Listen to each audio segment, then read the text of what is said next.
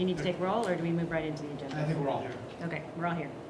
The first item we're actually withdrawing, because I realized after I looked at it again that it just left over from, it took last year's agenda and adopted it, and we don't have anything we're amending this year. Okay. Since we redid the schedule last year, so we're just gonna withdraw. Don't we have to review or approve each record, or this just kind of rolls it forward, doesn't it? No, it says adoption of amendments. Amendment, okay. Amendments. We don't have any. So let's pull that. Record disposal, there are no one-time disposal for obsolete. This is just off, the rest of it will be authorizing me to dispose of records based on the record retention schedule We that adopted. is in place. So moved. Seconded? All those in favor? Aye. Aye. Opposed? Record storage this is just the approval of our continued record storage, which we do at Fireproof, which is for our physical records is an off-site location that we can get the records back usually the next day. Okay. So moved. Second?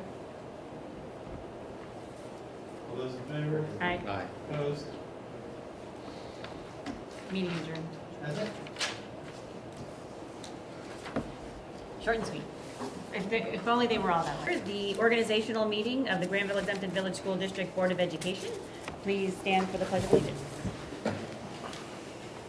I pledge allegiance to the flag of the United States of America and to the republic for which it stands, one nation, under God, indivisible, with liberty and justice for all. Take the roll, please. Dr. Corman? Here. Ms. Dees? Here. Mr. Denise? Here. Mr. Miller? Here. Mr. John? Here. Okay, our first order of business is to collect nominations for the board president role for 2017. I'd love to nominate Jen. Okay. I'll second that. Thank you. Second for the nomination. Okay. Well, then I withdraw the second. And we'll remember that. Okay, so in order to close nominations, we need to take a vote. Or do we need a motion to close nominations? No, I think you just. I think No, it's I'm just a, serious. okay. It's a motion to close the nomination. That's all Okay. right. That's the motion. So moved. Second. Thank you. Mr. Janice? Aye. Ms. Dees? Aye. Mr. Khan? Aye. Mr. Miller? Aye. Dr. Corman? Oh, sure. Okay, nominations for board president are closed. Now we have to move to approve Jen Corman as the president of the, So moved. okay. Second.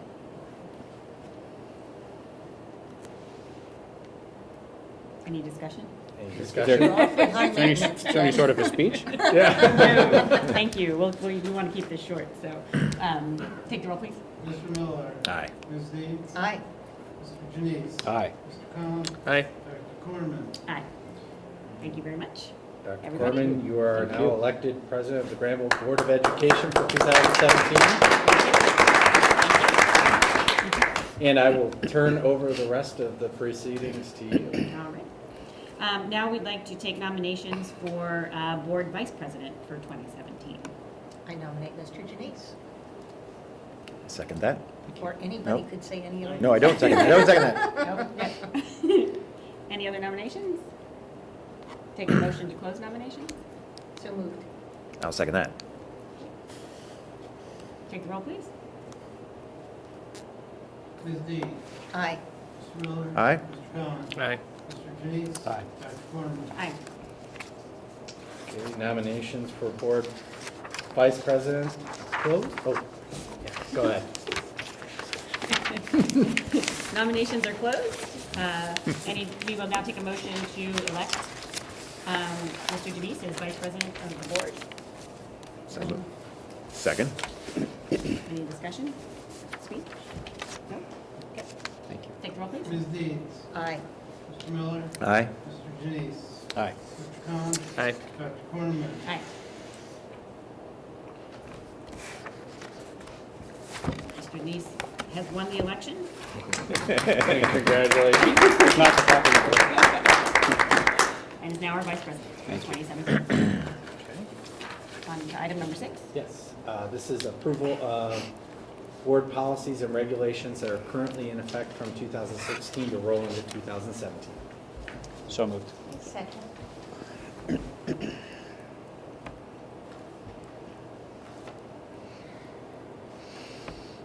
You gonna read them all? No. Oh, Okay. sorry. Take the roll, please. Mr. Janice? Aye. Ms. Deeds? Aye. Mr. Khan? Aye. Mr. Miller? Aye. Dr. Corman? Aye. Thank you. Item 7 is the adoption of the agenda and meeting notification procedures that outline the organizational, regular, and special meetings and personal notice of meetings. Motion to approve? So moved. Thank you. Second. Thank you. Any questions or anything different from in the past? Yeah. Okay. We changed to an electronic notification a while ago. Okay. Take the roll, please. Mr. Janice? Aye. Mr. Khan? Aye. Mr. Miller? Aye. Ms. Deeds? Aye. Dr. Corman? Aye. Thank you. Action item number 8 is the board member and designee assignments for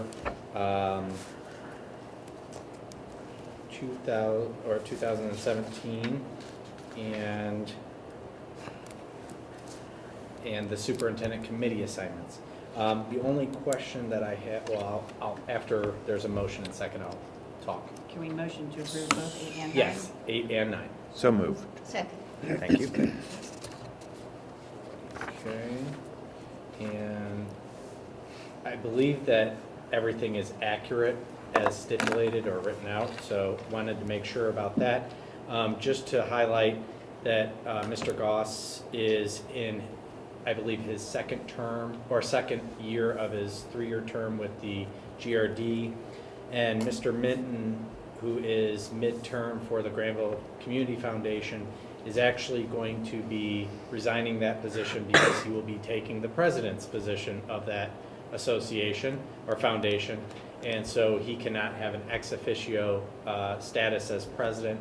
So much like our village planning commission, we became the feeder position for the Granville Community Foundation as well. So we will be looking to replace that position, and we also have a vacant position within the Village Planning Commission. So we will be looking to replace that as well.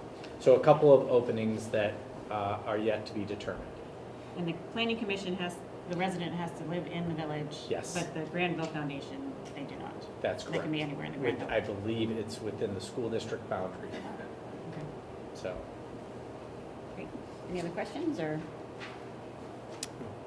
comments about committees and things? No? Okay, take the roll, please. Mr. Miller? Aye. Ms. Deeds? Aye. Mr. Janice? Aye. Mr. Khan? Aye. Dr. Corman? Aye. thank you. Number 10 is board member compensation for all new terms commencing after the January 11th, 2016 board meeting at the rate of $50 per meeting. Motion to approve? Motion. Thank you. Do you have a second? I'll second. Thank you. And that's retroactive to 2016? Because that was when we initially made the change. So any board position commencing after that. Oh, for new meeting. terms commencing Yes. after that. Right, Yes. got it. So it's not a change from what we approved a year ago. Correct, correct. Yeah. But we, for posterity's sake, we wanted to capture that that's when that changed from $25 to $50. Any other questions? Take the roll, please. Mr. Khan? Aye. Mr. Janice? Aye. Mr. Miller? Aye. Ms. Deeds? Aye. Dr. Corman? Aye. Thank you. Action item 11 is a resolution to create your service fund for the year of $3,000. So moved. Second. And just so you're aware, that's where we pay for OSBA conference attendance and other items that are more paying for the expenses that you might incur during your term and duties. Any other questions? Comments? Take the roll, please. Mr. Janice? Aye. Ms. Deeds? Aye. Mr. Khan? Aye. Mr. Miller? Aye. Dr. Cornman? Aye. Number 12 is the resolution to establish board meeting times, dates, and locations. So moved. Thank you. Second. Thank you. The only one that has yet to be determined is the July board meeting, which is typically sometime before July 10th, which is the deadline for teachers to notify us of their potential departure. And just to note that a couple of the, is it February and April, Yes. are not the typical third week because those were holidays. And so Yes. we decided not to meet on holidays. Yes. Thank you. Just to, you're noting in your calendar. Any other questions? Take the roll, please. Ms. Deeds? Aye. Mr. Janice? Aye. Mr. Khan? Aye. Mr. Miller? Aye. Dr. Cornman? Aye. And number 13 is the standing authorizations for the calendar year. 13A through I. L. L. Couldn't tell. Yeah. All normally comes after. I was looking Yeah. So Up, moved. down the line. Second. Anything in particular to note? No, this is typical authorizations to hire, accept resignations, pay payroll bills for Mr. Sobel, invest funds, request tax advances, the purchasing agent for myself, waiving board minutes for the reading of board minutes, and several other fun and exciting items. I have a request from an unnamed member of my family if you'll be willing to designate or delegate the declaration of snow days to the high school senior class. I said I would ask. Is there a second? Well, if they want to get up at 4 o'clock in the Yes. morning, then, yeah. No chance of that. Yeah. Table. Take the roll, please. Ms. Deeds? Aye. Mr. Miller? Aye. Mr. Janice? Aye. Mr. Khan? Aye. Dr. Cornman? Aye. Motion to adjourn the organizational meeting. So moved. Second. Take the roll. Ms. Deeds? Aye. Mr. Janice? Aye. Mr. Khan? Aye. Mr. Miller? Aye. Dr. Cornman? Aye. Meeting adjourned. No, not that meeting. Wow, that happened really fast. Would have been. She had a big smile on her face, so I had to bring her down. Okay, now I'd like to welcome everybody to the regular board meeting of the Granville Exempted Village School District Board of Education. Please rise for the Pledge of Allegiance. Pledge allegiance to the flag of the United States of America and to the republic for which it stands, one nation, under God, indivisible, with liberty and justice for all.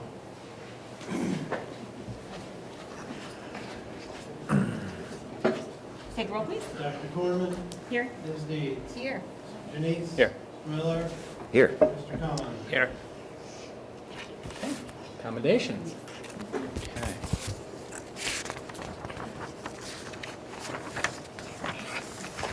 So this is the moment in the agenda or time in the agenda to recognize staff, students, or community members that have made a significant contribution to our community. And this happens to be OSBA's Board Member Appreciation Month. And so you can see this nice banner that school board is leading the way for education, and it talks a little bit about the contributions of a Board of Education. But I want to speak specifically to this board and this governance team, because I think you're unique. And I say that in a very positive way. So when I think of our governance team, the Board of Education, and the individuals that help cultivate the school district that we have in Granville, a couple of words come to mind. So the first one is courage. So why courage? For me, I think it takes courage to lead an organization that does well on just about every metric out there, and yet continue to push the conversation about how to improve. So the fact that you have recognized that you want to continuously improve and that you want to make a broader and better impact on the quality of education for our students and this community, I think it takes courage to lead. It's not easy. Sometimes you get, people that aren't happy with you or the decisions that I've made, and you have to recognize and deal with the community feedback on a regular basis. And so that does take courage, which led me to continuous improvement. Continuous improvement is a foundational aspect of our organization. You take that seriously. When you hired me 6 years ago, that was something that you talked about in the hiring process, that we did not want to just sit back and rest on our laurels, that this was a fine organization, but that we wanted to continue to be a fantastic organization because we are really creating the future of communities like Granville and around the world. Continuous improvement takes focus. That's the next word that I would say about this Board of Education. That you have been focused on what is best for students since I've been here. And I know prior to my tenure, that was your approach as well. So focus matters. A lot of organizations that aren't successful because they have trouble focusing their efforts. And I'll talk a little bit about why, moving into the conversation about the mission, that focus mattered even more during the innovation process. And so supporting that process not only took courage, it took the ability to continuously improve, and it took the ability to focus. And then, second to last, is inquiry. You're a curious board, and you ask really good questions, and you come at it from the standpoint of, I wonder why this happens. I wonder why or how we should improve. You ask questions of the data that I present to you, or my staff or our staff presents to you.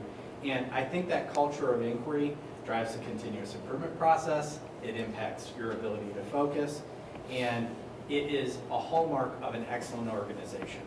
And as a governance team, if you don't have a curiosity or a culture of inquiry, it can lead to stagnation. And that's never good in any dynamic organization like we lead here. And so the last word that I thought of was impact. And the reality is, it's hard to see the impact of your labor, except for when you have kids come and present. And you have the results of your labor come to you and present, or you see it out there in the community. And so I want you to understand that that impact is appreciated. Maybe not always voiced, but it's appreciated. And so I know from our staff, our students, our parents, and our community, we appreciate your willingness to serve this community and the impact that you have on our students. So thank you very much on behalf of all of us. So anybody in the crowd? As a token of our appreciation, we have this book. You know, I like to give you books.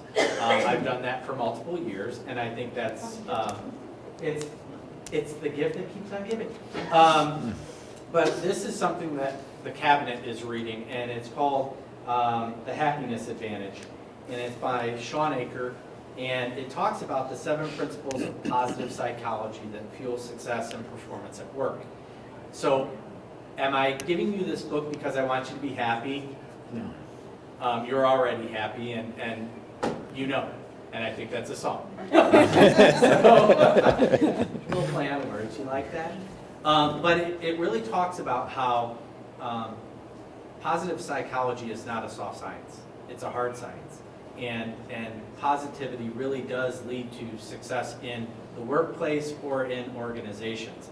And we've been talking about a cultural shift away from some of the things that maybe aren't as positive about education and the impact that we have.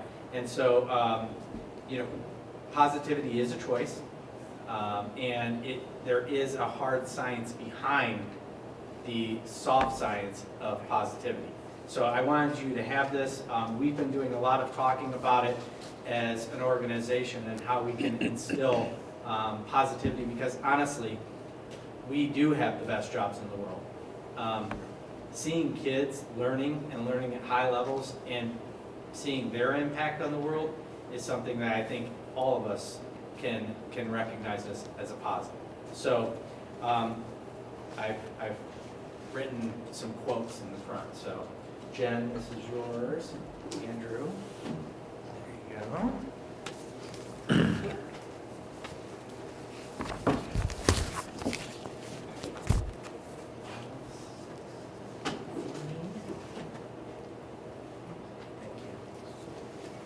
Thank you. And if you remember last year at this time, we took a picture of the board, and I happened to have a black cast on my hand. And it is still the picture that is currently on the website. So because it's the organizational meeting, Beth has requested that we take a picture. Take a picture for the website and to make sure everybody knows your smiling faces represent the community. So let's stand up and take a picture. Where would you want? Do you want us right here with the blue background or darker background? Okay. Let's go right here.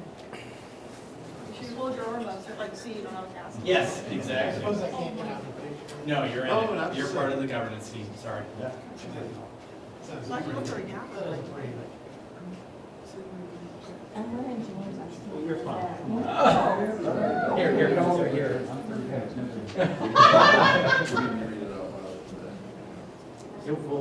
Man, You hear that? this is just a practice one for Instagram. Okay.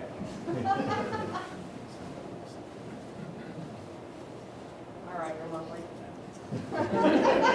This camera makes it easier. Everything in Instagram is weird.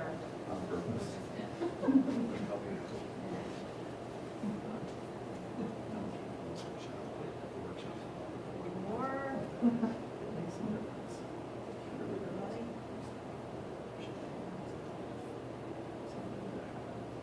Okay, your right eyes are. All right, Thank you. thank you. Yeah, I know. So on behalf of everybody, thank you very much for your leadership, and I hope you enjoy the book, and I hope it leads to conversations about some of the things that you read in that. I think it has led to some really fruitful conversations as a cabinet, so Thank you. congratulations and thank you. That concludes my commendations. You want to just see it? Yeah, Yeah. just toss the book over here. So now, that leads me to our next conversation.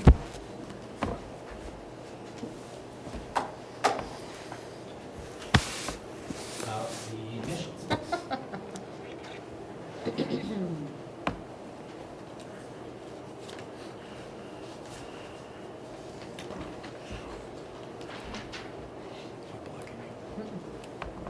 Now, Yeah. okay. All right.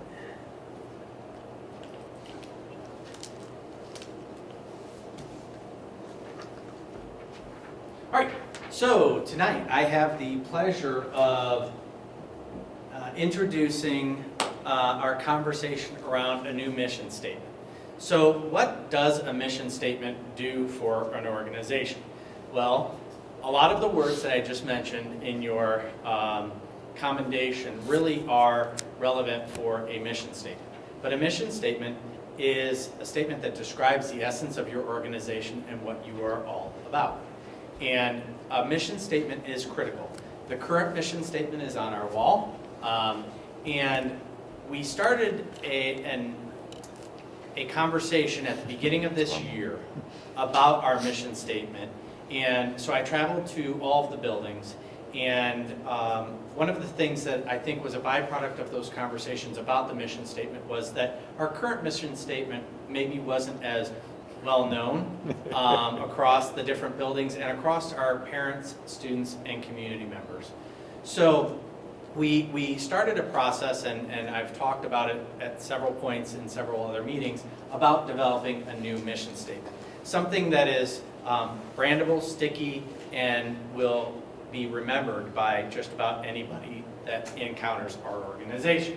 So, why did I feel like that has been necessary? So, where have we been? Not only as an organization, but as education in general. The last 15 years, we've lived in an accountability system that is not necessarily a match for our vision of a graduate. Now, that sounds very negative, and I just gave you a positive book. But the reality is, a lot of the metrics that we've used to quantify educational success have been kind of one-stop shop assessments. Now, you give a multitude of those and you can get a pretty comprehensive picture of the academic success. And when you think of academic success, we've looked at it differently as a high-achieving school district. We've looked at it from an achievement perspective and a progress perspective. 5 years ago or 6 years ago, we were only looking at it through the lens of achievement. And achievement as defined by the state assessment, which was a relatively low bar and a low standard because it was based off of minimum competencies. Okay? So we changed and continuously improved and started looking at progress or growth as a measure of success as well. And in true academic fashion, you really want to have both. You want to have the achievement side of the equation and progress, because in a high achieving school district, it is really critical to have growth. So when students come in, that they're at point A, and then we've grown them and shown growth to point B at the end of the year. And also 5 years ago, through the superintendent committees, we established the Whole Child Committee that really recognized that we go beyond just academics, that we are about the social emotional, the health and well-being of our students.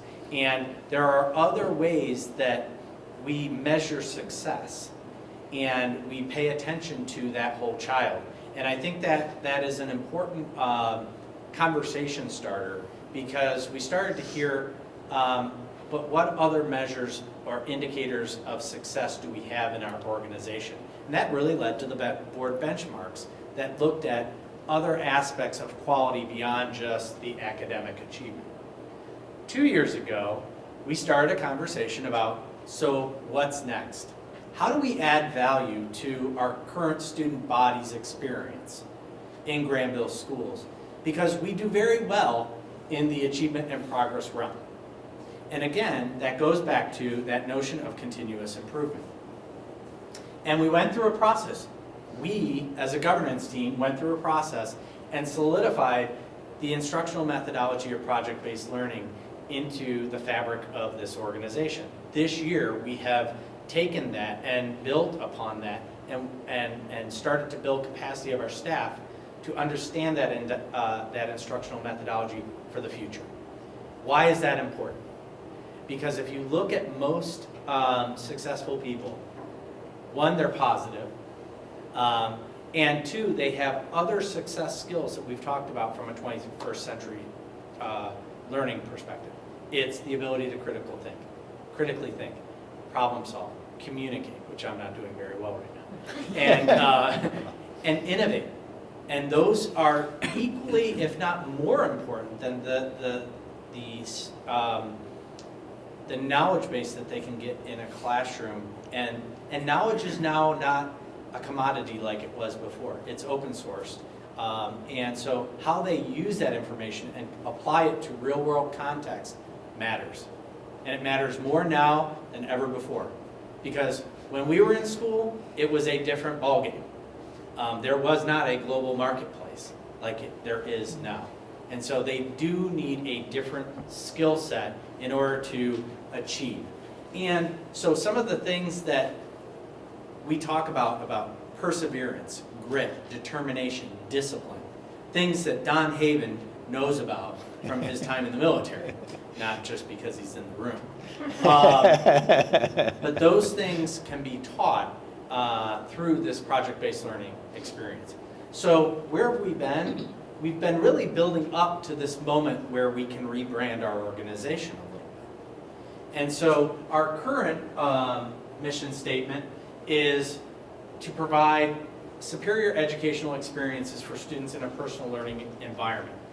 That is absolutely a great statement about what we want to have our students do. However, the reality is educational experiences alone don't solidify learning. And just because it's personalized doesn't necessarily mean that learning occurs. And so we wanted to create a new mission for the district.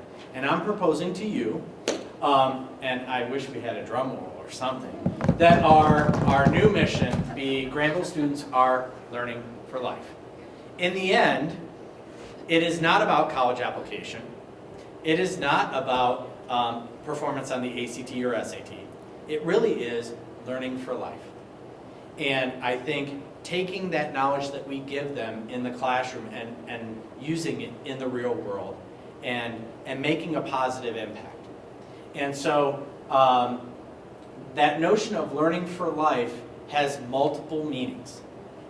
It has meaning about learning from an academic perspective, from an arts perspective, from an athletics perspective, from a leadership perspective, from a critical thinking and problem solving and innovation perspective. So learning can have multiple meanings in this context. And I have to say, I want to say that I came up with this. I didn't. Denise Mack's 5th grade classroom, I went and talked with GIS, and after that staff presentation, Denise Mack went back to her students and said, okay, Mr. Brown is thinking about redoing the mission. And they wrote about 20 different ideas down and sent it to me in an email. And one of the first ones on the page was that Granville Schools is learning for life. And I thought, wow, that really resonates. I've actually, heard a couple of different ideas, but for me, that really resonated. Because I do think it goes beyond just college applications and college performance, because learning can be very dynamic given whatever that student wants to pursue. And I think when I hear learning for life, it resonates with the passion and purpose that we have as an organization. It captures the essence of why you serve on this board. It captures the essence of why I want to lead this organization. And for a student, for a parent, for a community member, I think it's a really high goal for our students to learn for life. And so I know as a parent, I don't really care about college entrance. It's important, but it's not as critically as important as learning for life. So I don't think we've established the hashtag. I just threw it out there because I wanted to seem like I was really 21st century. But my recommendation is the notion that Granville schools or Granville students are learning for life. So after I stop talking, you can talk about that. But if this is approved as our new mission statement, it will lead to this next step. And so one of the things that is important about a mission statement is that it's sticky and it resonates, and that everybody knows it. And so you know as well as I do, it has to be short and sweet, and it has to have a tagline punch. And so we need to brand and market to introduce and roll out our new mission statement. We've been asking for proposals from several graphic designers locally and within the state to look at creating a new logo. with certain things obviously still in place. But looking at ways to update our digital presence, newsletters, signage, letterhead, business cards. And then the communication rollout plan, telling the story of Granville schools through this new mission. And this ties right back into our initiative for the next 3 to 5 years of project-based learning. And that notion of what Granville Schools is all about. And I have to say, it's already starting to catch on. We have, 18 people from Mentor Schools coming in the next month to try and talk to us about project-based learning and how we're rolling it out as an organization. Mentor is a district up in the Cleveland area that I used to like to beat as a high school athlete. So we'll only tell them half of how to be successful. So the next step is taking this and making it live within the organization. In the next 3 years, how will I know that this mission is successful?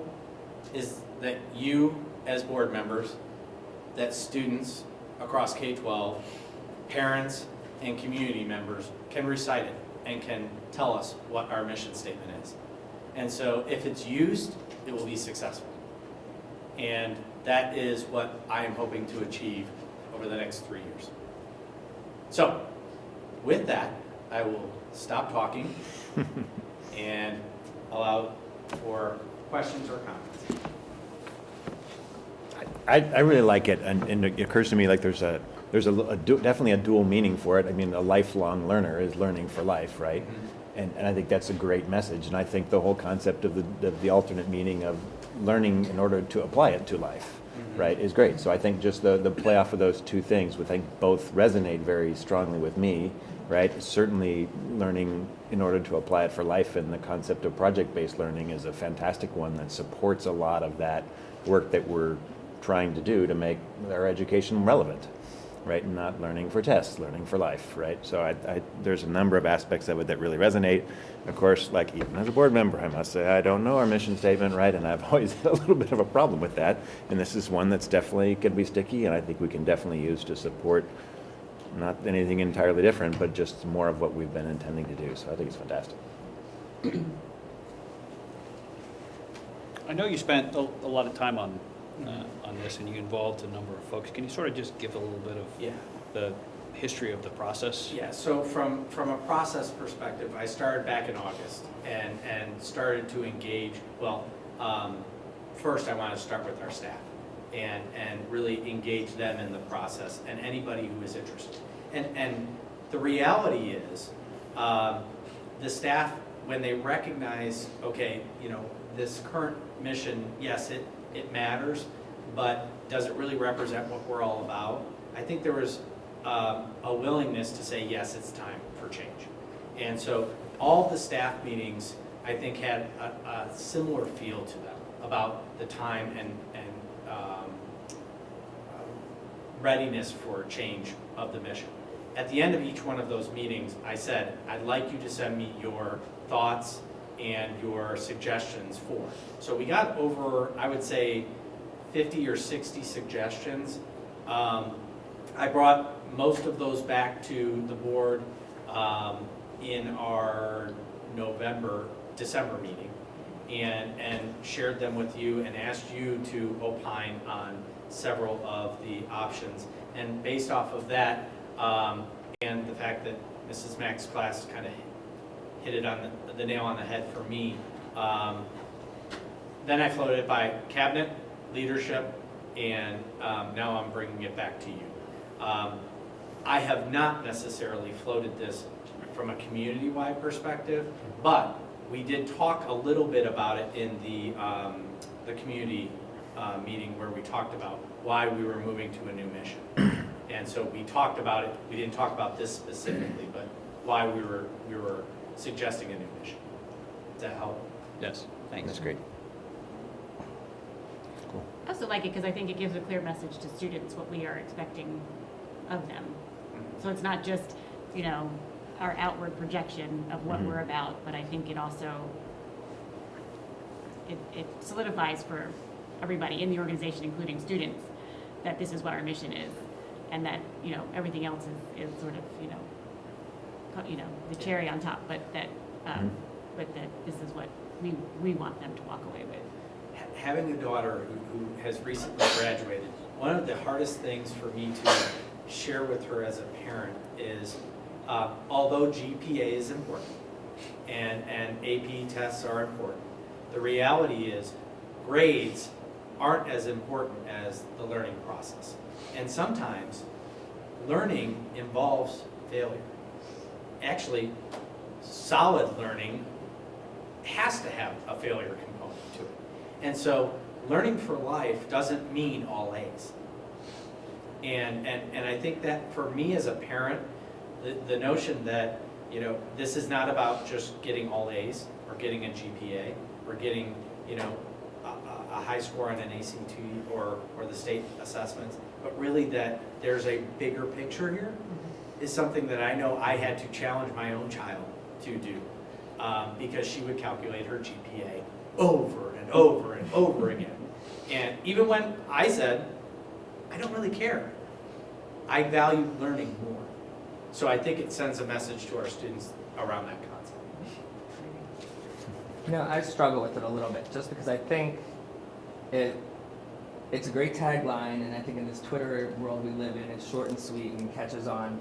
But I just wonder maybe if there were discussions about whether it captures the exceptional kind of nature. It's a little generic in a way to me. I wonder whether, we do so many wonderful things here, if it really captures that spirit. Okay. And if there were discussions about that, I don't know. There weren't necessarily discussions, although there were tangential conversations around the fact that we are in a high-achieving school district that has students that are very much oriented to succeed. And so how do we send a subtle message to them? And I think it does resonate with just all students, because whether you're at the upper end of gifted or you have students with exceptional needs, everybody's learning for life. So I understand, from a simplicity standpoint, it is simple. But I think we're kind of going for that. Now, the other side of that, and I'm not justifying, so we can make tweaks. This is your mission statement. But I think the other thing is, behind this mission statement is still our vision, values, and principles. And that, where I think you're talking about, are our principles and values. Because that gets at empathy, it gets at compassion, it gets at collaboration. Those words have a lot of meaning. So this is just the tip of the iceberg, and the rest of those really do communicate more in depth what we're trying to communicate or develop. So, but that, I mean, if you have a suggestion, I'm open. I think it's a great point, and it doesn't feel like it kind of reflects our current status, or not how people would describe us. But I'm not sure that if it's a forward-looking goal that's a mission statement to drive our future, I don't think that excellence or the success components or whatever you might think that associate with us now, are as important in there, right? I think I think we're going to continue to have great and successful students and so forth, right? But I'm more wishing that they were learning for life, right? And so I think to some extent, if you look at where we want to head as an organization, right? I'm guessing we're going to be successful, right? We have a community of people that are that, we have a track record and so forth, right? And if we can take that same level of success and truly make our students lifelong learners, right? And truly make our education relevant to life, I think that's super worthy. Right, but I definitely hear where you're coming from, Andrew, in the fact that it doesn't sound to me like, somebody would describe Granville school districts historically or even presently, right? But I think it might be okay in that extent if this is the direction that we want it to head. And I think it's really all about where you go forward from here, because a great mission statement can really be a fantastic driver for an organization, right? And especially one where we're looking to make some changes to, make our education more relevant and less based on the success or excellence of test scores or the success of, something or other. So that's a good point there. The other side of this, if you ask our staff about project-based learning, it's more complex to actually implement project-based learning well. And so I think a lot of people at the beginning of the professional development said, oh yeah, we used to do this. And then when we got into the intentional professional development around project-based learning, it became extremely complex. I think if you're thinking about learning for life as a mission statement for our organization, it's actually a very complex thing to do. So, because you're talking about an impact that you won't see. It really is something that you are preparing kids for, but that you never actually see, you know, what life is, for the most part. Hopefully alumni come back and share that information back with us. But I think it is actually a very difficult thing to achieve, learning for life. So, but I think that learning component of the unique aspects of our student body has to be part of why we're learning for life. Because they are going to be going out and interacting with, you know, the global environment. How does, like, in your conversation, were you going to say something, Amy? Actually, this is a purely a persnickety question. From a headline perspective, either R should be capitalized or student shouldn't be.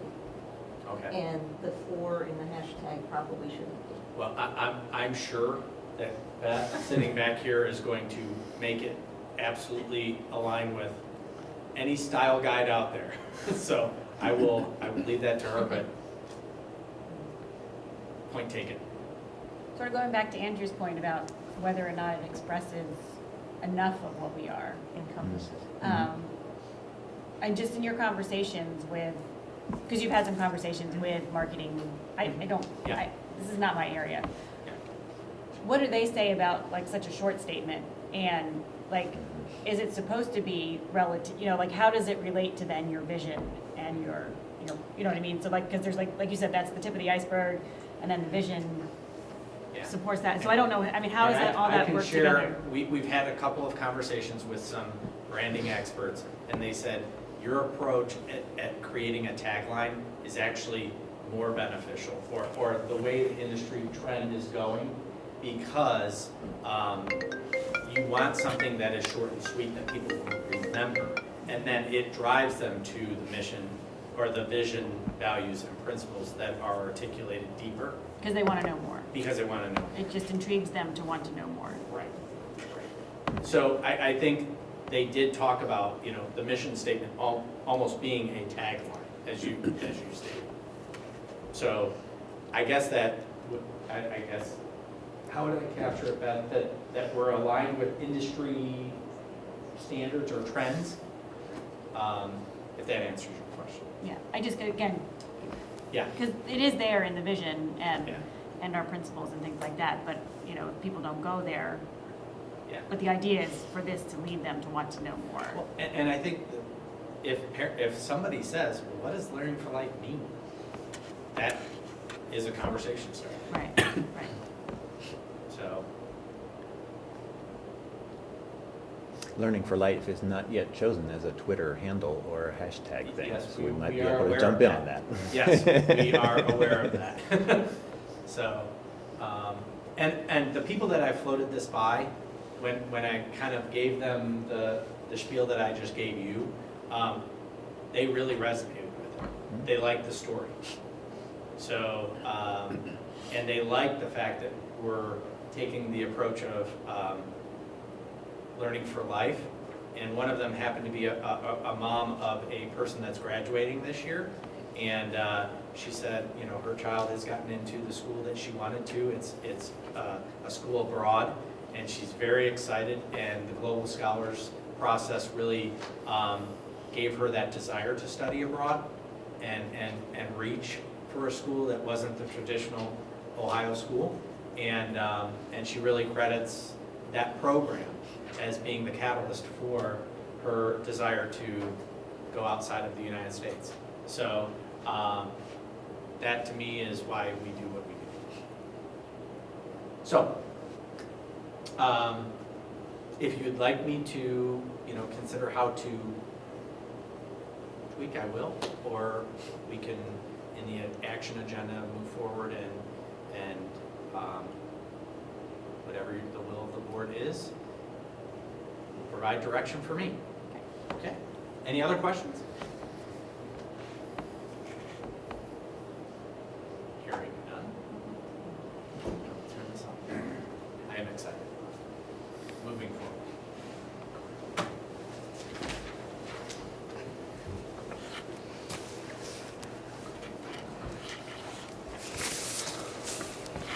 And I'm hoping that the passion that you saw with Mr. Redding's class and the ability to come and present things that are happening in the classrooms like project-based learning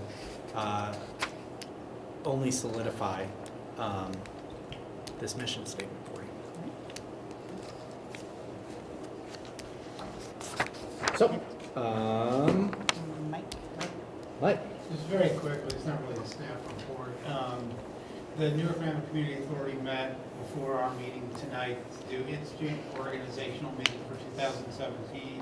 It was a very limited agenda. Two current officers, Isabel Thatcher, who is the president, Dean Busek is the chair and the vice chair, were reelected to those positions. I was reappointed as the secretary treasurer. Really, other than that, the main purpose of the meeting was to set the date and time of our elections and our fiscal meeting. The elections we've been doing for several years now in conjunction with our May board meeting. And so it will be the day that May board meeting again. And the fiscal meeting, because of the short amount of time between the election and the end of the school year, we are actually having the fiscal meeting the following day. So that will be on the 23rd, where we will adopt the budget for the upcoming fiscal year for the money that's generated by the authority. Thanks for representing us on that committee. Any questions for Mike about the authority? Okay, we've come to the point in the agenda where we will entertain public comments. If you'd like to address the board, please come to the podium and state your name and address, and you can speak for 3 to 5 minutes. Okay, nobody's interested today, so we will move on to the action agenda. Okay. 8.01 is the approval of the new Granville Schools mission statement. So moved. Second. Any questions or discussion? Do we want to, are we happy with it? Do we want to mull it over and push it back to February so that we can think about it, or to have him tweak? I am the least qualified person when it comes to creativity or branding. What I like about it is the last word, life. To me, it makes it incredibly expansive in terms of the skills, lessons that we're offering and the talents we're trying to develop. And so, as I sit here today, I don't know what our curriculum looks like 5 or 10 years from now. 10 years ago, I don't think anybody was talking about project-based learning. At least, I don't believe that we're here. Not here. So, to me, I think from that perspective, it has the potential as a mission statement to be enduring and remain relevant, and I like that about it. I do understand the comment about what's behind it, at least my interpretation of what's behind it, and so I like it, and as I said, I'm not qualified to tweak it or modify it, but if there's a desire to discuss it in the context of our vision, our values, and the like, to sort of take the holistic approach, it's fine with me. I just don't know what the next step is.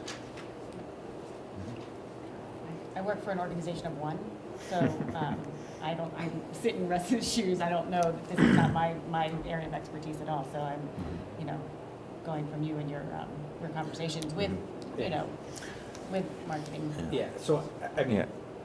truth be told, I'm not a marketing expert either. However, I have talked with a lot of people, and as the leader of the organization, from an academic perspective, I think this captures the essence of what we're trying to achieve. But I do think it is a tagline. You have to dig deeper in order to capture what you're getting at. And I think that is captured in the rest of the articulation of what it is our organization is all about, and what we're trying to create as a student body that goes forth into the rest of the world. So, but again, is it the best? It's simple. I will give you that, but I think that's somewhat intentional. I guess I've been a part of a couple corporations that have gone through major kind of rebranding efforts, and oftentimes the mission statement is kind of like, hire a consultant to come in for a 2-day offsite with the senior leadership and wordsmith something out, right? And that's like very different than what's been happening here. So I think we did it the right way, by starting and talking with all the staff, by getting input from students and things like that, by really thinking more deeply about it, right? And as it's listed, Learning for Life sounds a little bit, Twittery or a little bit short or brief, but I think it's all about what you do with it, right? And there's not enough kind of meat just in that statement to kind of drive an organization, but there's been a lot of thought behind it, right? And knowing all the rest of the things that this organization is kind of poised to do, I think it's a great statement to lead us forth into whatever those changes are, and it has enough flexibility in it that we can, it's not specifically, we're going to get this many grades or this many scores. It's not too, quantitative. It's not too constraining, but it's also, I think, aspirational. I think those two words, and I know there are three, but the two main words encapsulate what's important about what we do. I don't think it needs a whole lot more. I don't think it needs anything more. I'm happy with it. You- I okay. think I do work in marketing department, and I think it will be wildly successful as a term. I think as long as it's followed up with that kind of who we are kind of statement, I think, and I'm sure it will be. So it will be Well, a and- highly and- successful And then, brand. so we can work together on that. Because I tap I do into it a for lot a of, job. but I tap into a lot of, expertise on the board at different times. And I think if there are ways to do that really well with taking some of the deeper pieces of the mission, vision, values and bringing that and making it come alive, that's what our goal is. All right. Take the roll, please. Mr. Miller? Aye. Mr. Janice? Aye. Ms. Deeds? Aye. Mr. Khan? Okay. Dr. Corman? Aye. Thank you. Thank you. I think this is a step in the right direction, and it's the first baby step that we're taking, and we've been taking a couple of baby steps this year with our new learning. So thank you very much. I appreciate your support. Action item 8.02 is a new supplemental for assistant music director and choreographer. So moved. Second. Okay, just a little bit of a background on this.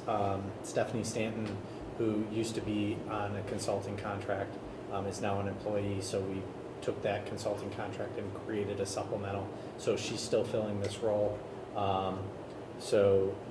She is now an educational aide for us.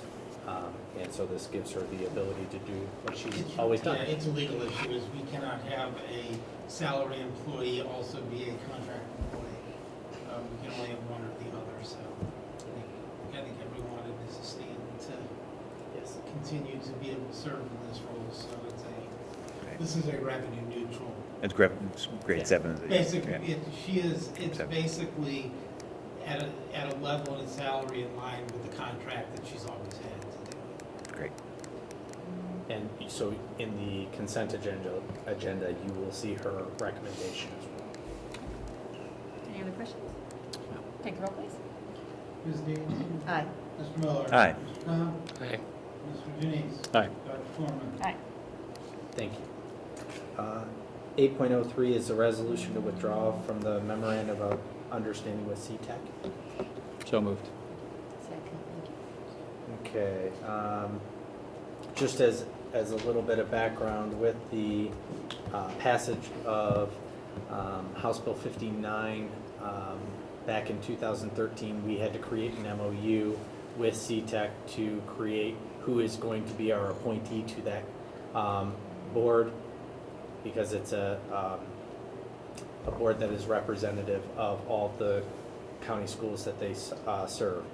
And so we fulfilled that MOU in December of 2016. Senate Bill 3 eliminated that provision.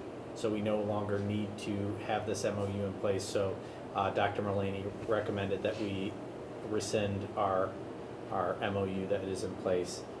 And then you'll see in the next action item, we're going to reappoint Jen as our representative to a 3-year term because her term has ended.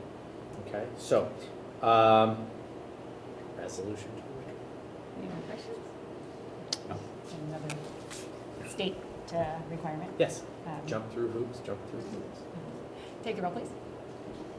Mr. Janice? Aye. Ms. Dean? Aye. Mr. Miller? Aye. Mr. Khan? Aye. Dr. Corman? Aye. All right, 8.04 is the reappointment of Dr. Corman to serve as our CTEC representative. So moved. Second. Yep, happy to do it. It's a great resource that I'm happy to be a part of. I think we've done some, really innovative things with them in our own program, so I'm happy to continue. It's a good group, so I'm happy to continue to work with them. So, Excellent, thank you. take the roll, please. Ms. Dean? Aye. Mr. Khan? Aye. Mr. Miller? Aye. Mr. Janice? Aye. Dr. Corman? Aye. And the next item is our consent agenda, 9.01, A through C5. Motion to approve? So moved. Second. Go ahead, Andrew. So I would like to comment on the Mazik family who donated a cello to our music department. We appreciate that donation. That's fantastic. They are very expensive, so we appreciate that. And then we have a new hire for our classified staff as an educational aide. She is replacing Debbie Lazorski, who is retiring mid-year. And then in the resignations, you have Julie Hardesty, but then you also see her back in. She is asked to reduce the contract and share it with somebody else. So we're accepting her resignation and then moving it into the other area.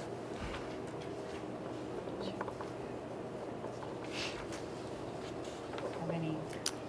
It's great to see Jim Redding in there with Yes. organic. Oh, with yes. garden- Yeah, with garden I blend. didn't- I forgot to mention that. That's fantastic. Mr. Redding is also listed in that new supplemental that you approved last session.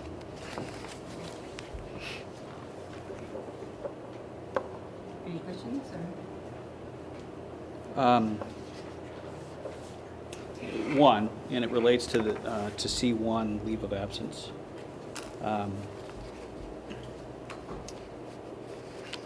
For Mrs. Giovanelli on the last week of school, which I know is something we've typically been very reluctant to approve. I don't know whether that's something that we Needs want to further discuss, discussion. requires a further discussion. I would suggest it does, just because it's certainly out of policy for us. Would you like to So I don't know. make a motion should I- to move that into a separate to- item? Yes, I Out of suppose the I should consent, yeah. move it out of consent into an action item. Okay. I would make that motion. Do you have a second? I'll second. Okay, so just for clarification, you are approving 901A through C, 5, with the exception of Mrs. Giovanelli's request, will be a separate action. Correct. Everything else will be approved Correct. in the consent agenda. Yes. Okay. Should we take, any other questions on the consent agenda? Other than that one item? Because we'll go ahead and take a vote. Well, we have a motion and a second to remove it. We need to vote on the motion. Oh, sorry, yes. Yes. Yeah, Right. sorry. Oh. Great, thank you. Okay. Motion to amend. I can't hear you guys. Sorry. Motion to amend the consent agenda, pulling out the one item, the one unpaid leave.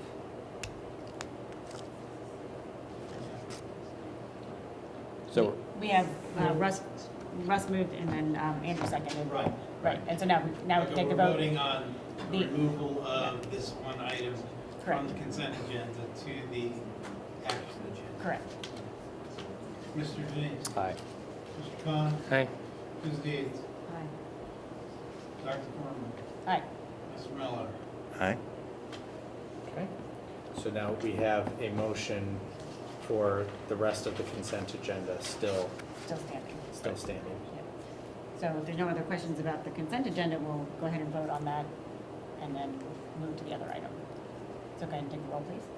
Mr. Jennings, Aye. Mr. Khan, Aye. Mr. Miller, Aye. Ms. Gates, Aye. Dr. Corman. Aye. Okay. So as you are, oh, okay, No, I, so the next There probably needs to be a motion, motion yeah, now to approve yeah, on the action item. yeah. the Okay. action items. So moved. Second. That would be 8.05. Okay. Okay. So Mrs. Giovanelli has requested a unpaid leave for the last week of the school year. As Mr. Janice referenced, we do have some contract language related to personal leave where the first 7 days and the last 7 days are protected with certain exceptions for leave requests. And they're very specific and related to the contract. So in general, we do have a practice of trying to make sure that people are in their classrooms the first 7 days and the last 7 days of the school year. And that is written into contractual language. I did share with you through a previous communication a letter from Mrs. Giovanelli outlining her request and the rationale for why. I don't think I need to talk about it publicly, but you have that information. So, I'll go first. I made the motion to get to the discussion. Thank you. And thank you for sort of framing the issue and without passing on the merits of the reason for the request.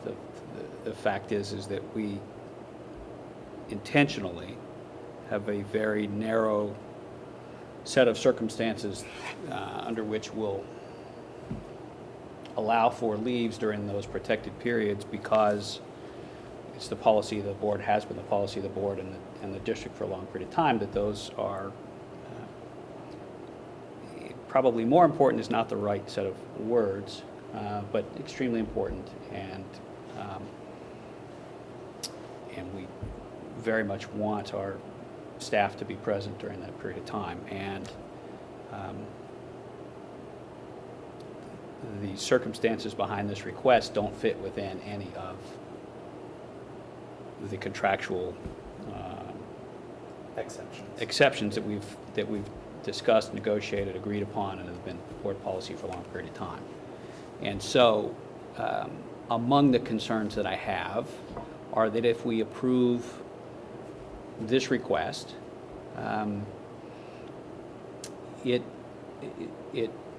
could go, it could be interpreted as a removal of those limitations for many other requests, and it puts us in a position of having to review on an ad hoc basis requests that come to us and trying to determine whether they're more meritorious than this or less meritorious than this because they're not within the exceptions set forth in the policy. I just think that's a very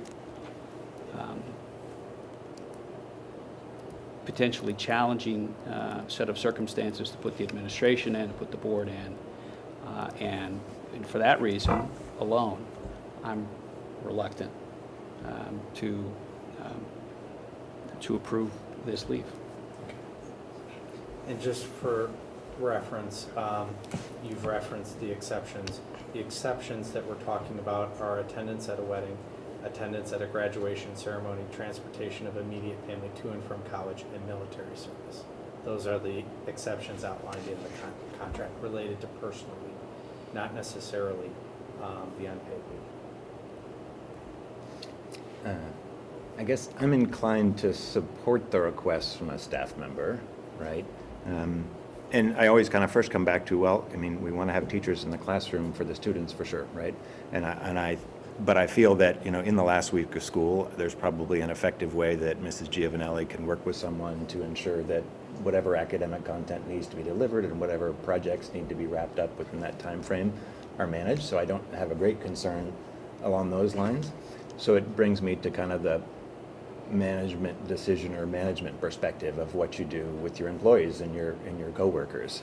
And I think that from that perspective, you know, if we want to strictly follow the letter of the contract, maybe not, right? But here's a staff member that's willing to forego their salary in an unpaid leave, right? So it's not a cost negative to us in any way, right? And go internationally to be with their family at this period of time because they're going to be there and so forth. So I'm inclined to approve it in a way to kind of show support for our staff, right? I wish we could do more for our staff. I wish we could pay them more. I wish we could give them more benefits and things like that. But we have certain constraints, right, based on the economics, and our staff are really dedicated to us, and you know they choose Granville over other places, not because it pays a ton more, but because it feels right to them, right? And if there's anything we can do to support our staff, right, to show them that we care about them, and if there's something that's as important to them that they're willing to forgo their salary and they're willing to find a way to do that, I guess I'm just generally inclined to find a way, you know, as management to cooperate as much as possible, right? So I'm inclined to support it for those reasons. I'm sure that Mrs. Giovanelli will do a fine job of transferring the responsibility to someone else that can handle them, and I think it really shows, you know, our staff that we're willing to go outside the norm, right? We're willing to do something if it's important to them.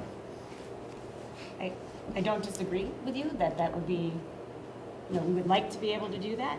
But I think I lean more with Russ, because one of the problems I think we currently have is that we really don't have any standards or procedures or guidelines in place to guide this decision. And so therefore, it's not possible to necessarily apply this equally across all employees who might want to make this request. And so I think if we had that kind of thing to be completely transparent in our decision making, then it would be more possible, but we don't actually have that in place at the moment.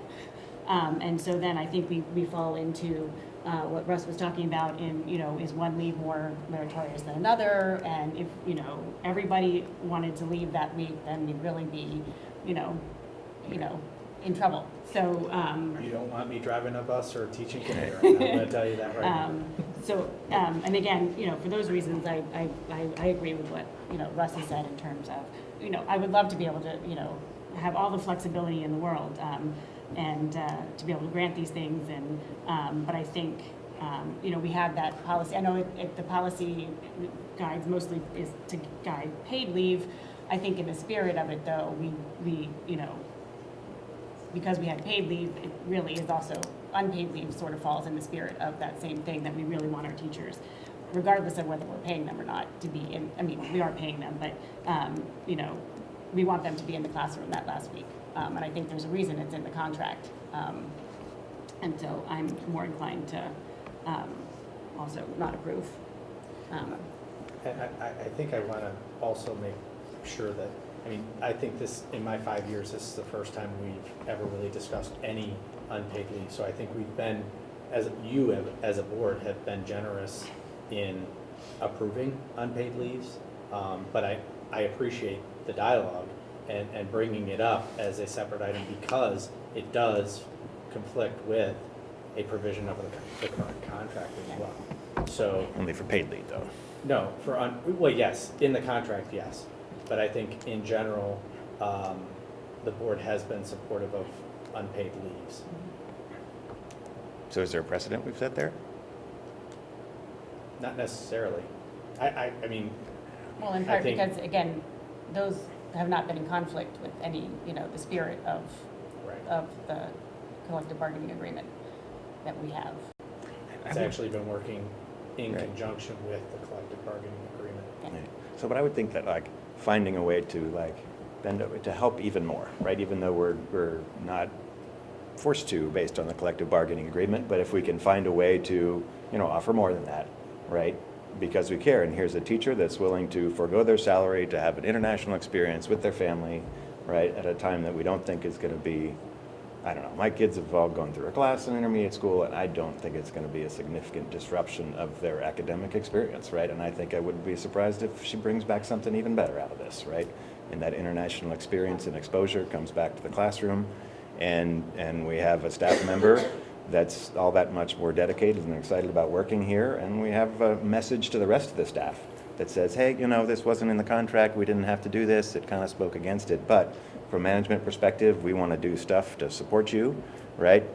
I wish we could do more, right? Again, I wish we could do a lot of things in bargaining and so forth, but if here's a way that we can, offer something that doesn't cost us anything, I think there's a real reason from a management perspective to show them we care that way and show them we're listening to them in general. And I don't think it's going to open the floodgates of everybody wanting to come, and if so, then we're going to get, 12 things on the agenda that say they all want to leave the last week of school, and we're going to say, hey, wish we could, but we can't, right? Then- And this, But then why, again, then why is her case any better than one case?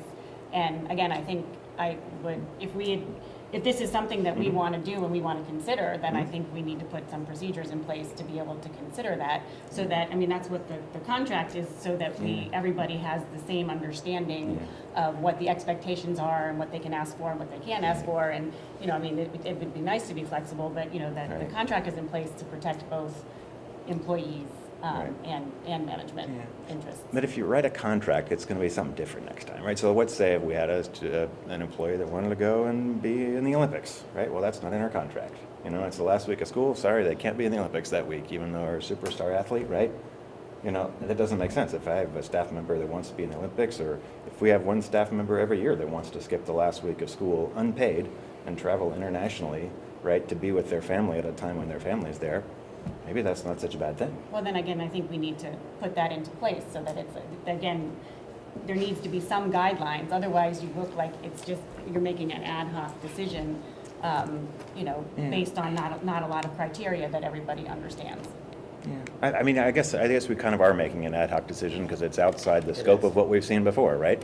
And I don't really mind doing that, right? I don't mind making a decision based on information and so forth. And maybe next time around, it will be something that we don't agree with, or that doesn't seem like it resonates with us. And I think that's okay for unpaid leave specifically. And I think Mr. Brown does a fine job of, following the contract for paid leave and personal days otherwise and so forth. But I think that as a way to show our staff that, hey, we care in general. If there's something that's important enough for you to forego your salary and to be with your family, I'm supportive of it. Any other? Is that contract only for paid leave? There's no mention of it of unpaid leave in it's there? in personal leave, yes. Our staff get 3 personal leave, and that is the provision, but we've kind of applied that to, other leave requests, or all leave requests, unpaid or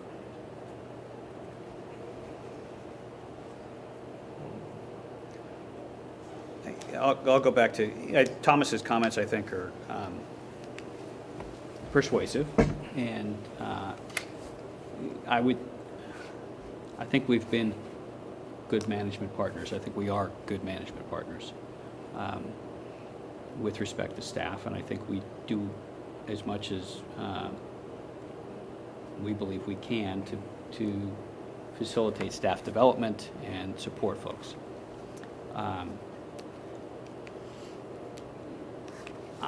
I guess I question the precedent here because in order to do this, we're saying several things. One, we think that what she's proposing to do is meritorious, which means every time a proposal comes up, we have to evaluate whether or not we think it's meritorious. And I don't know what that standard is. And two, we think that she can work with the substitute to make sure that there's no disruption in the classroom, which may well be the case, may not be the case. But I come back to the fact that it's been board policy and it's negotiated in the contract that week is a protected week. There's a reason that I think, Minds Greater Than Mine probably determined that it was important that was a protected week. So if it's an important week, if it's in our policy that way, if it's in our contract that way, to me that means that the exception has to be really, really, really significant. And honestly, it's as much as I support folks who do what she wants to do, I don't think it rises to the level of exceptional. And so I'm just really concerned that we then, we are putting ourselves in a position where each one of these has to be evaluated for whether we think it's exceptional, and we in some ways have to say it's so exceptional that it counterbalances the concerns we had when we put them into the policy and the contract, that this was a protected week for a reason. But if I'm understanding the contract correctly, there is nothing that covers this request, Correct. That's correct. Correct. and you are recommending it. Well, it was under the consent agenda. I have to bring unpaid leave requests to the board. I do not make that decision internally like I do for personal leaves. So Okay. because it's an unpaid request, it comes to the board directly. Okay. So So I it have always to, comes with the language that you are recommending it. yeah.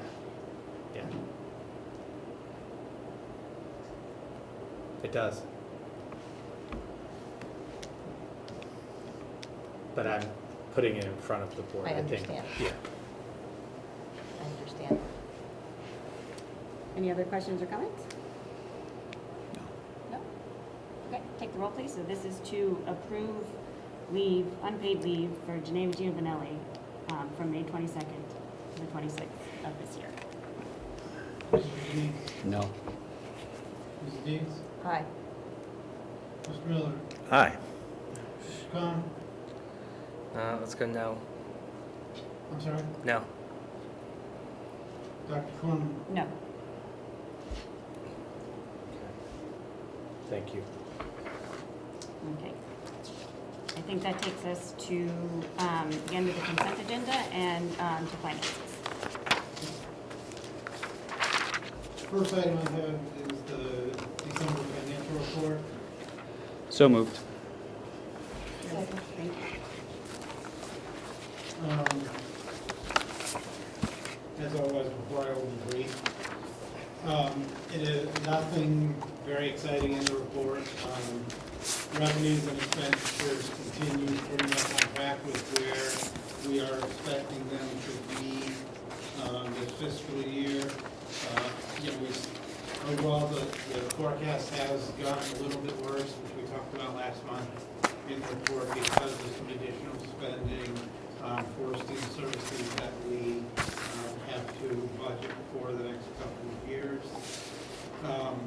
Two items that are not in here but are interest last month, you approved a resolution allowing me to charge off about a little over $1,000 to complete balancing for last year. In one final run through, we actually finally found the source of the error, which was a check that cleared the bank in October of 2015, but it did not clear the books. So we have charged off the check and brought us into balance.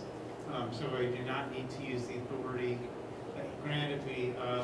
The auditors didn't think there was a reason for you to rescind the resolution from last month. We did not. I did not have to take that step of writing off the difference. Thank you for letting us know. Thank you for letting us know. Yeah. And the other item, I've had, over the last couple of weeks, communicated that there's potentially an issue, well, there is an issue with the crediting of certain property tax dollars over the last couple of years with the county auditor's office. I believe we now have that completely sorted out. I'm going to take one more look at it again tomorrow because I just got some of the correcting data today, and we will decide on the course of action, if any of that. I mean, there's one, we're going to have to do something with the library because that is not our money, or not their money. But as far as internally, I think because nothing is considered material in the amount of monies that are involved, the total looks to be about $110,000 over 3 years that is involved. And so I'll make a recommendation, Mr. Ron, I will discuss it later in the week, and we'll make a recommendation as to what, if anything, we want to do to correct that. And I'm also waiting for a little further guidance from the Auditor of State's office. But this is an issue in the county auditor. This is not an issue of ours. This is an issue in the county auditor's office that has been going on for a couple of years. But the problem is the amounts were so small that in the scheme of things for us, they were rounding error in any given settlement. It actually came to light with work I was doing with the treasurer in Johnstown, who was a much bigger issue for. And basically in his forecast, he was getting a result that was mathematically impossible to get. And after much exploration, when we finally figured out what the source of his error was, we realized that we had the same set of circumstances with one levy. And there was a good chance we had the same issue within ours, and we did. So we've mostly got that figured out now. Which account will that ultimately end up impacting? Well, essentially what has happened is that money that should have gone to the operating fund instead was diverted to the bond fund, the PI fund, the half-mil maintenance improvement levy fund, and the library operating fund. So the good news is it's not the opposite direction. Right. Because we can spend money out of the operating for those other purposes. Except the library. Except for the Right. library, and that's the one that needs to be addressed. Yeah. But The again, problem Johnstown had was actually the reverse, which is how we found it, is they had money that was supposed to be going to the bond fund, their bond and PI funds going to their operating fund, which is not supposed to happen, cannot happen, and that was how we found the errors. It was essentially giving them a collection rate of current dollars that was in excess of 100%. Essentially meaning people were paying more than they were billing, which everyone knew was not met. Well, Not okay. likely. Not likely. Very unlikely. Very unlikely. It took a while for us to figure out what caused that. But once we finally figured out what caused it, then we knew what the problem was. We knew we had the problem. And there's one other district in Licking County that has the issue, same as ours, rather than the same as Johnstown.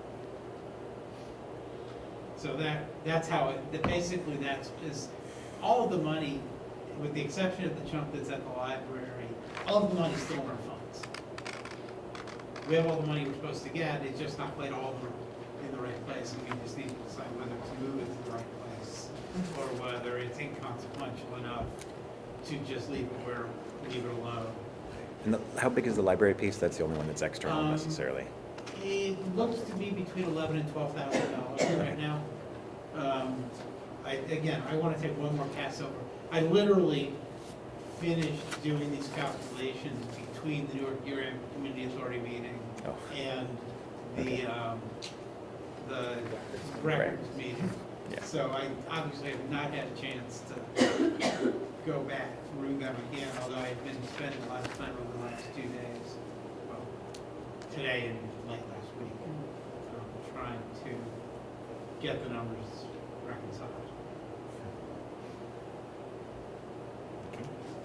So, any questions as far as the report? The one thing that did happen in December is we did get the $2 million for the energy project. That did all finalize finally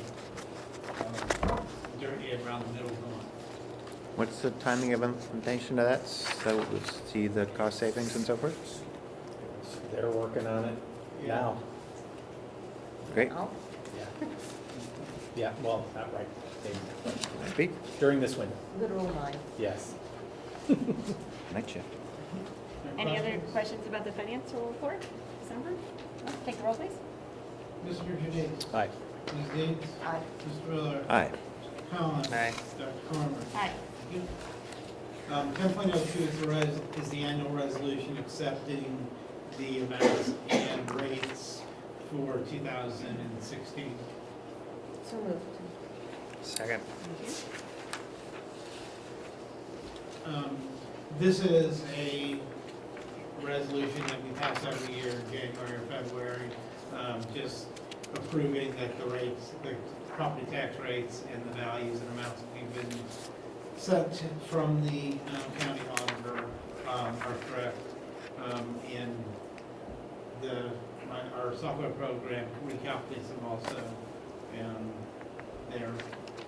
I have no issues with the rates that we've gotten from the auditor's office. Any questions or comments? Take the roll, please. Ms. Deeds? Aye. Mr. Cohen? Aye. Mr. Miller? Aye. Mr. Janice? Aye. Dr. Corman? Aye. Thank you. 10.03 is resolution approving the transfer of funds. Motion to approve. So moved. Thank you. Second? Second. Thank you. Oh, yeah, cool. This is actually not something, this is something you have actually already approved within the 5-year forecast. This is the $400,000 that we've set aside in the operating budget towards the purchase of the equipment to implement one next year. It is my preference not to spend it out of the operating budget. I want to spend it out of the PI budget, which is where we normally do this. So all this resolution is doing is giving me the authority to transfer the cash from the operating fund to the permanent improvement fund, so that we can begin the process of implementing 1-to-1. I think the plan is to start purchasing equipment late next month, early March. Yeah. So, again, I just coming to you today so that the authority is in place so that when the time comes, we can go ahead and transfer the money. Have we figured out kind of fees and numbers and grades and timing and all that kind of stuff, or is that still in process to figure out how Policy to? development is still, in process. I think we're pretty clear on what device Great. we're leaning towards, so that we can, it's really just working with the vendors to get obviously best pricing and then white glove service and what that means for us. Yeah. Are they just pads? Or where you- They're where you getting- Chromebooks. Oh. So they're. For 7, 7, 12. Yeah. And like the roll-in process and all that kind of stuff, and Yep. it's to be worked out and Yep, logistics, that, Mr. Welker has a committee that's working on that process. Great. Any other questions? No. No? Take the roll, please. Mr. Denise? Aye. Mr. Cohen? Aye. Mr. Miller? Aye. Ms. Dean? Dr. Corman? Aye. At this point, we'd like to entertain a motion to enter into executive session to consider the employment of a public employee or official. So moved. Take the roll. Mr.